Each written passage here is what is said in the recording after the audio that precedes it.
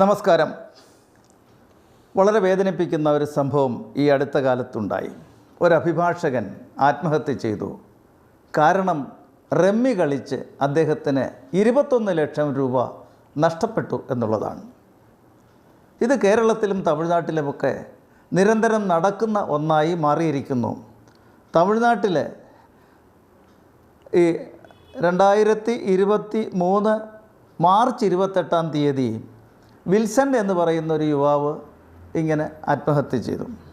അതിന് ഏതാനും ദിവസങ്ങൾക്ക് മുമ്പ് ട്രിച്ചി എന്ന് പറയുന്ന സ്ഥലത്ത്, ഈ വിൽസനും ട്രിച്ചിക്കാരനാണ്, 27 വയസ്സുള്ള രവിശങ്കർ എന്ന് പറയുന്ന ഒരാൾ ആത്മഹത്യ ചെയ്തു. മഹാരാഷ്ട്രയിലാകട്ടെ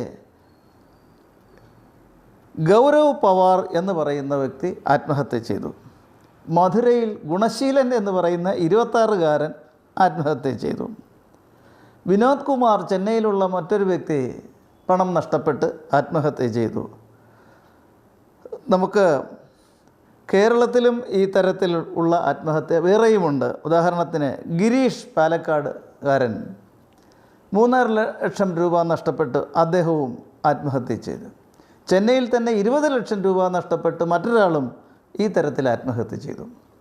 ഒരു ബ്യൂട്ടീഷ്യൻ്റെ ഭർത്താവ് കളിച്ച് കണ്ടമാനം പണം നഷ്ടപ്പെട്ട് വീണ്ടും വീണ്ടും കളിക്കുന്നതിന് വേണ്ടി പണം ഇവരോട് ആവശ്യപ്പെടുകയും കൊടുക്കാത്തതുകൊണ്ട് കൂടുതൽ അവരെ പീഡിപ്പിക്കുകയും ചെയ്തു. അതിൻ്റെ അടിസ്ഥാനത്തിൽ ആ സ്ത്രീ ആത്മഹത്യ ചെയ്തു. ഇത് നമുക്ക് കാണാൻ സാധിക്കുന്നു. ഇതുകൂടാതെ മറ്റൊരു സ്ത്രീ, തെങ്കാശിയിൽക്കാരിയായ മാജി എന്ന് പറയുന്ന സ്ത്രീ 70,000 രൂപ കളിച്ച് നഷ്ടപ്പെട്ടു.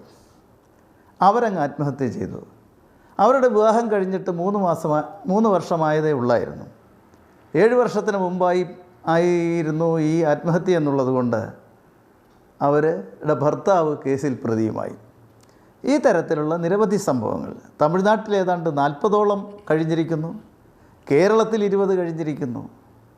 പക്ഷേ നിയമ നടപടികൾ ഇവർക്കെതിരെ സ്വീകരിക്കുന്നതിന് ചില തടസ്സങ്ങൾ വന്നിട്ടുണ്ട്. ഉദാഹരണമായിട്ട് കർണാടകയിൽ ഈ തരത്തിൽ ഓൺലൈൻ റമ്മിയുടെ പ്ലാറ്റ്ഫോം നടത്തുന്ന ഒരു സ്ഥാപനത്തിനെതിരെ 21,000 കോടി രൂപ ടാക്സ് ചുമത്തിക്കൊണ്ട് ഉത്തരവുണ്ടായി. കർണാടക ഹൈക്കോടതി പറഞ്ഞു ഇത് ടാക്സബിൾ അല്ല, കാരണം ഇത് ബെറ്റിങ്ങും ഗാംബ്ലിങ്ങുമാണ്, അതായത് വാതുവെപ്പും ചൂതുകളിയുമാണ്. അത് അനുവദനീയമായ ഒന്നല്ല, അതിനൊരു പ്രൊഫഷനായിട്ട് അംഗീകരിക്കാനൊക്കെ ഇല്ല, അതുകൊണ്ട് ടാക്സബിൾ അല്ല, അതിനെ നിരോധിക്കുകയാണ് വേണ്ടത് എന്നുള്ള അർത്ഥത്തിലാണത്.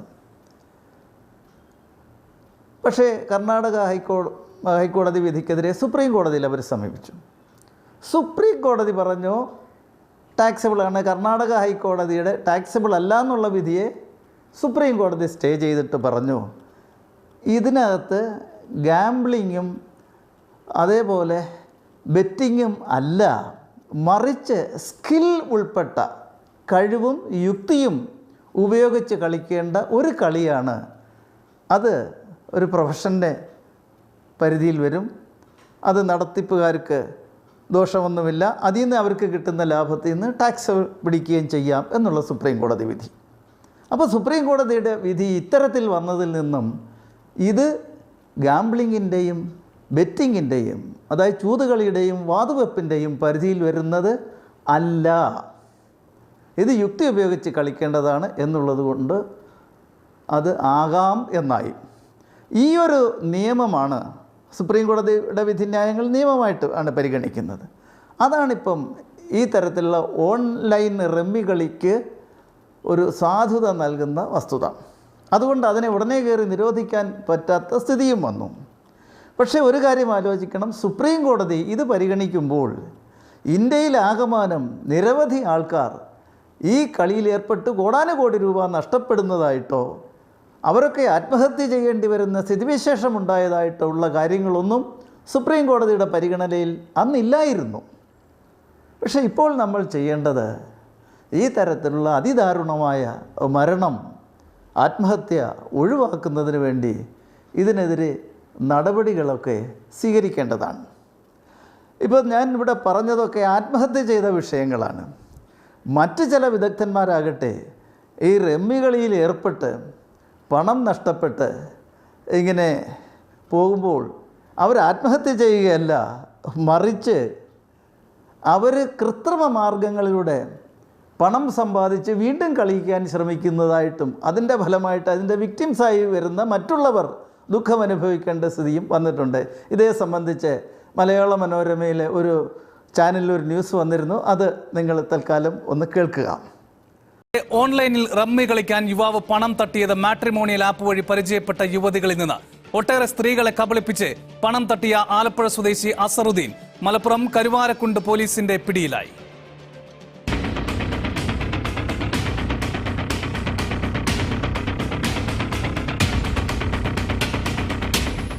ആലപ്പുഴ അവലുകുന്ന് ആശ്രമം വാർഡ് പൂവത്ത് വീട്ടിൽ അസറുദ്ദീന്റെ പ്രധാന ഹോബി ഓൺലൈനിൽ റമ്മിയാണ്. ഇതിന് പണം കണ്ടെത്തുന്നതാവട്ടെ അവിവാഹിതരായ സ്വന്തമായി വരുമാനമുള്ള സ്ത്രീകളുമായി വിവാഹാലോചന നടത്തി സൗഹൃദം സ്ഥാപിച്ച ശേഷം. മലപ്പുറം കരുവാരക്കുണ്ടിലെ യുവതി പോലീസിൽ പരാതി നൽകിയതോടെയാണ് തട്ടിപ്പ് പുറത്തായത്. പരിചയപ്പെടുന്ന സ്ത്രീകളോട് തനിക്ക് സ്വന്തമായി ഹെയർ ഓയിൽ കമ്പനി ഉണ്ടെന്നും അവിവാഹിതനാണെന്നും പറയും. മാത്രമല്ല സ്വന്തമായി തിരിച്ചറിയൽ രേഖ, ആധാർ മുതലായവ കൈമാറും. വീഡിയോ കോളിൽ സംസാരിക്കുകയും ചെയ്യും. വിശ്വാസം നേടിയെടുത്ത് ആദ്യമായി ചെറിയ സാമ്പത്തിക ഇടപാടുകൾ നടത്തി പണം കൃത്യമായി തിരികെ നൽകി വിശ്വാസമുറപ്പിക്കും. പിന്നാലെയാണ് കൂടുതൽ പണവും സ്വർണവും ആവശ്യപ്പെടുക. കരുവാരക്കുണ്ടിലെ പരാതിക്കാരിയിൽ നിന്ന് 9 പവൻ സ്വർണ്ണാഭരണങ്ങളും 85,000 രൂപയും പ്രതി കൈക്കലാക്കിയിരുന്നു. അപ്പോൾ ഈ കളി നിരോധിക്കേണ്ടതാണ്. സുപ്രീം കോടതിയുടെ ആ വിധിന്യായത്തെ റിവ്യൂ ചെയ്യിക്കുകയോ അല്ലെങ്കിൽ അതിൻ്റെ പശ്ചാത്തലം വ്യത്യസ്തമാണ് എന്നുള്ള നിലയിലോ മറ്റേതെങ്കിലും തരത്തിൽ ഇതിന് നിയമനിർമ്മാണം കൊണ്ടുവരുന്നതിന് സംസ്ഥാന സർക്കാരുകൾ ശ്രമിക്കണം. അല്ലെങ്കിൽ കേന്ദ്ര ഗവൺമെൻറ് ഒരു നിയമം കൊണ്ടുവരണം. ഇപ്പോൾ സുപ്രീം കോടതിയുടെ ഈ ഒരു ഒബ്സർവേഷൻ ഉണ്ട് എന്നുള്ളത് ഒരു വലിയ തടസ്സമല്ല. അതിന് ഗെറ്റ് ഓവർ ചെയ്യുന്നതിന് വേണ്ടി നമുക്ക് സംസ്ഥാന സർക്കാരുകൾക്കും നിയമം കൊണ്ടുവരാം, അതുപോലെ കേന്ദ്രത്തിനും കൊണ്ടുവരാം. അപ്പോൾ വളരെ മാരകമായ, നമ്മുടെ സമൂഹത്തെ ദ്രോഹിക്കുന്ന, കുടുംബങ്ങളെ കഷ്ടതയിലാക്കുന്ന ഭാര്യമാർ, കുഞ്ഞുങ്ങൾ, മാതാപിതാക്കൾ ഇവരൊക്കെ നിരാലംബരാകുന്ന ഒരു സ്ഥിതിവിശേഷമുണ്ട്. അത് ഈ ഓൺലൈൻ റമ്മി കളി എന്ന് പറയുന്ന ഈ ഒരു വളരെ ദോഷകരമായ ഒന്നാണ്. റമ്മി സർക്കിൾ എന്ന് പറയുന്ന ഒരു ആപ്പ് ഉപയോഗിച്ചാണ് അത്രേ ഈ കളി കളിക്കുന്നത്. വേറെയും ഉണ്ടോ എന്നെനിക്കറിയില്ല. അപ്പോൾ ഏതായാലും ഇത് എത്രയും പെട്ടെന്ന് അവസാനിപ്പിക്കേണ്ട ഒന്നാണ്.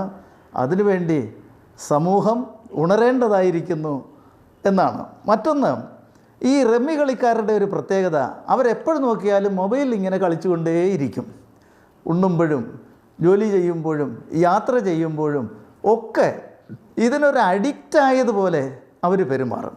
അങ്ങനെ ആരെങ്കിലും നമ്മുടെ ദൃഷ്ടിയിലോ അറിവിലോ പെട്ടാൽ ഉടനെ തന്നെ അത് മനസ്സിലാക്കാനും അവരെ കളിക്കുന്നത് റമ്മി കളിയാണെങ്കിൽ അതിൽ നിന്ന് അവരെ പിന്തിരിപ്പിക്കാനും ശ്രമിച്ച് അവരെയും കുടുംബങ്ങളെയും രക്ഷപ്പെടുത്താനും എല്ലാവരും ശ്രമിക്കണം എന്ന ഒരു അഭ്യർത്ഥനയാണ് എനിക്ക് വയ്ക്കുവാനുള്ളത്.